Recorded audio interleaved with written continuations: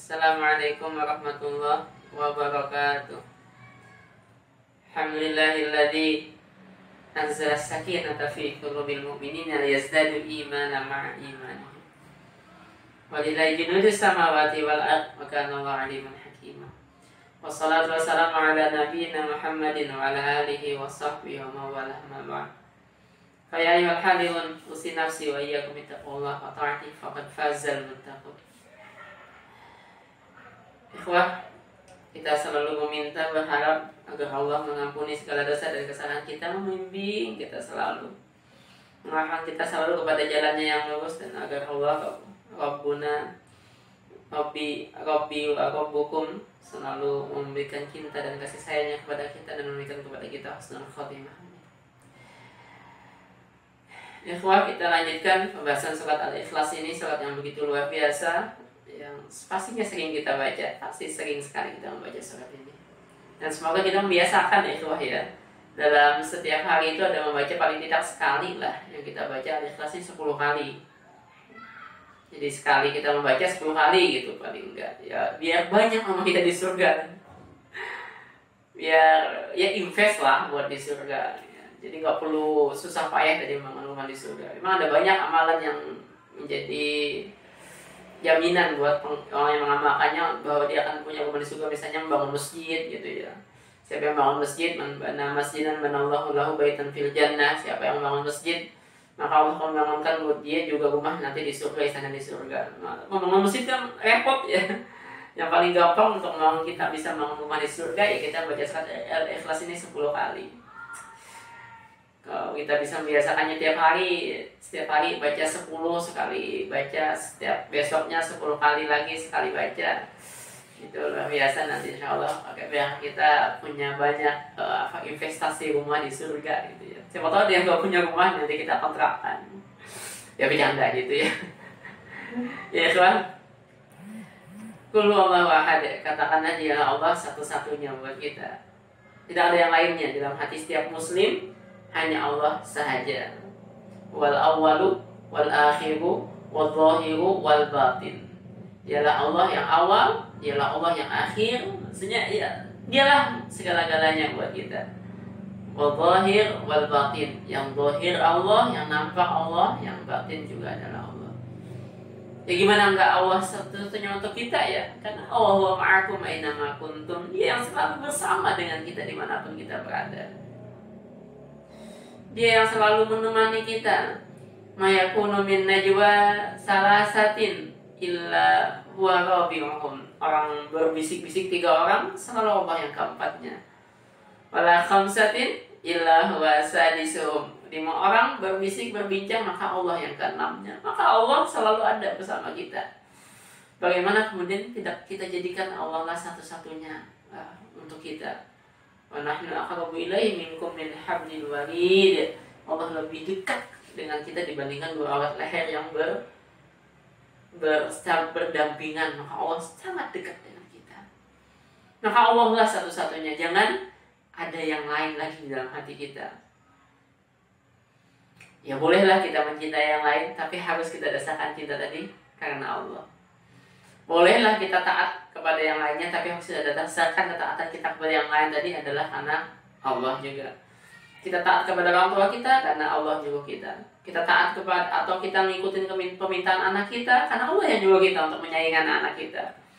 Kita taat kepada pemimpin karena Allah yang juga kita untuk taat kepada pemimpin. Semuanya harus kita dasarkan karena Allah.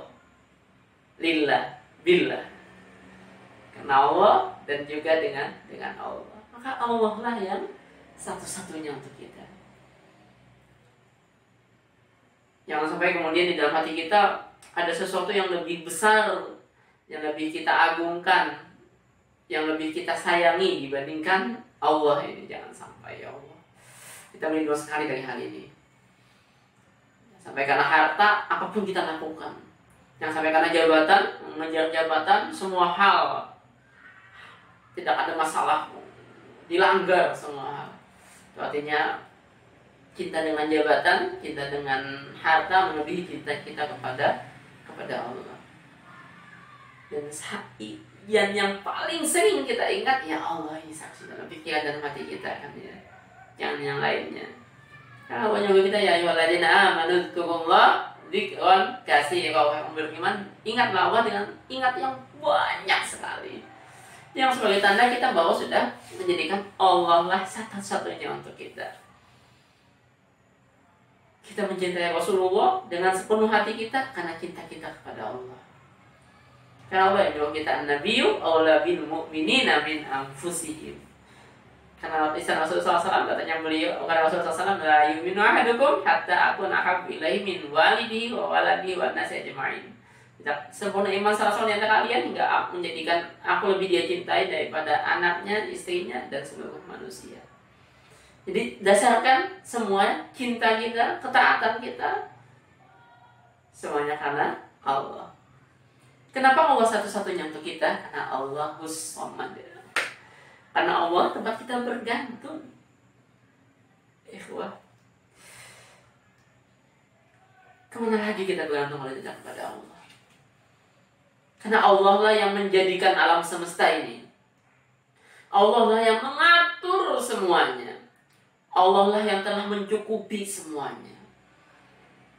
Dan Allah lah yang menggenggam alam semesta ini. Semuanya tidak akan terjadi tanpa izin Allah. Apalagi ada orang yang bergantung tidak kepada Allah.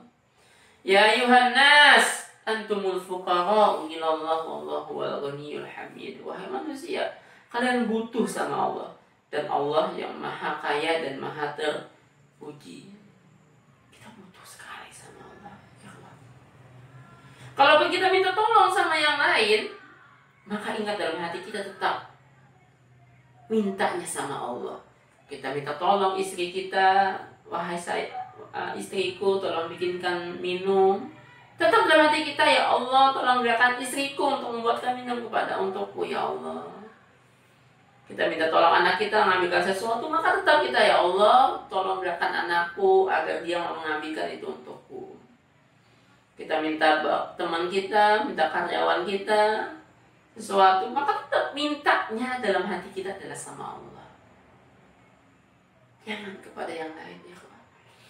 Karena kalau kita minta tidak kepada Allah, kita berharap tidak kepada Allah, pasti akan kecewa kita. Sementara hanya Allah sajalah zat yang tidak akan pernah mengecewakan hambanya. Manusia, kita minta tolong sekali dua kali tidak ada masalah. Tapi kalau sudah kita minta tolong berkali-kali, dia pasti akan bosan. Sementara Allah, semakin sering kita minta tolong kepada dia, maka dia akan semakin cinta dan sayang kepada kita. Jauh sekali antara manusia dengan Allah. Benar-benarlah kita berpegang semuanya hanya kepada Allah saja. Nggak ada istilahnya kalau muslim putus asa kalau dia menjadikan Allahus Samad. Makanya ayat ini, surat ini harus benar-benar sering kita membacanya. Memuatkan dalam hati kita bahwa kita hanya berpegang, kita hanya berharap, kita hanya meminta kepada Allah, tidak kepada yang lainnya. Kita diingatkan terus untuk ini, diafirmasi, bahasa motivasinya itu kan ya. Kita diingatkan terus, diulang-ulang terus, Allahus Samad, Allah tempat kita bergantung, Allah tempat kita bergantung, Allah tempat kita bergantung. Jangan bergantung kepada yang lainnya. Dipecat dari pekerjaan, gak ada masalah buat seorang muslim, karena bukan dia bergantung kepada pekerjaan itu, tapi dia hanya bergantung kepada Allah. Gak akan putus asa, gak akan sedih berkepanjangan, gak akan marah berlebihan.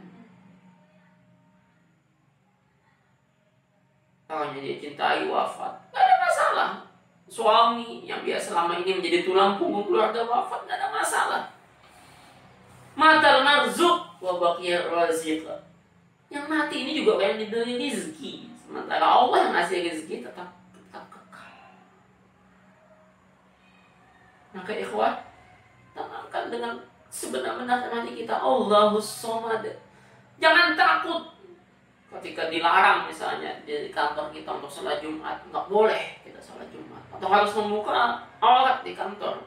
Kalau enggak nanti diberhentikan. Jangan takut, karena kita tidak berharap kepada kantor kita. Kita tidak bergantung kepada atasan kita, tapi kita hanya bergantung kepada Allah saja. Ikutin Allah saja, jangan ikut kepada yang lain. Kalau ada pertentangan antara dua aturan, maka ikuti aturan Allah dengan aturan yang lainnya. Jangan khawatir. Kita yang sekarang misalnya bergerak pada usaha ribawi, maka keluarlah dari usaha itu. Tapi nanti Pak Ustadz gimana? Penghasilan saya dari mana lagi? Saya cuma bisa kerjanya di sini saja. Jangan takut. Allah tempat kita bergantung, bukan usaha kita itu.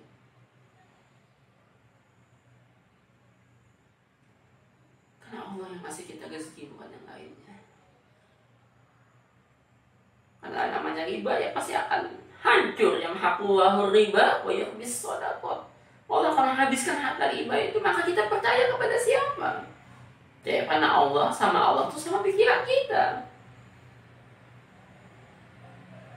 Allah udah menjamin rezeki. Kalau kita mau menjauhi harta yang haram, maka Allah akan jaminkan rezeki buat kita dari arahnya. Insya Allah tidak kita sangka-sangka. Wa may yattaqillah yaj'al lahu makhraja wa yarzuqhu min haitsu la yahtasib. Siapa yang takwa kepada Allah, nurut sama Allah, Allah akan jadikan buat dia jalan keluar di setiap masalahnya, dan Allah akan ngasih dia rezeki dari arah yang tidak dia sangka-sangka. Maka taatlah, cintalah hanya kepada Allah, jangan kepada yang lainnya. Benar-benar tenangkan dalam hati kita bahwa hanya Allah lah tempat kita bergantung, bukan yang lainnya. Lam yalid wa lam yulad. Allah tidak beranak dan juga tidak diperanakan. Allah tidak melahirkan dan tidak juga dilahirkan. Allah tidak ada yang membuatnya. Allah tidak mempunyai anak dan juga tidak mempunyai orang tua. Yang menunjukkan bahwa Allah tidak berhajat kepada apapun, kepada siapapun.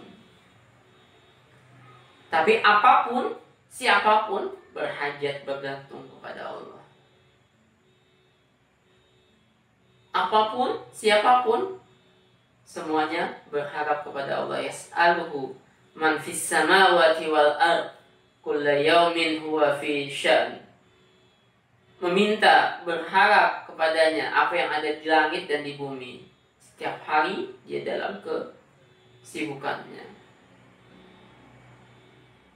Sementara Allah tidak pernah berharap, tidak pernah meminta kepada apapun, kepada siapapun. Allah menyuruh kita, bukan kemudian bergantung kepada kita. Walam yakul lahu kufuwan ahad, dan tidak ada sekutu buat Allah.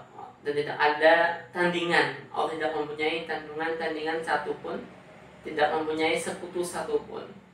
Maka ngapain gitu ya? Maka ngapain tadi? Kalau Allah segala-galanya, Allah yang menguasai semuanya, Allah tidak mempunyai tandingan, maka ngapain kita berharap kepada selain Allah? Karena tidak akan ada gunanya harapan kita dari itu kepada selain Allah. Ngapain apalagi sampai melakukan hal yang membawa kepada kemusyrikan, berharap bergantung kepada gunung, jalannya burung, menguasa ratu pantai selatan misalnya. Allah, jelas-jelas gak kelihatan, itu ngapain kita berharap kepada itu? Yakinlah tadi Allah, dan sudah terbukti orang yang bergantung kepada Allah, yang berharap kepada Allah, Allah tolong dia. Allah tolong. Intan surba yansurkum.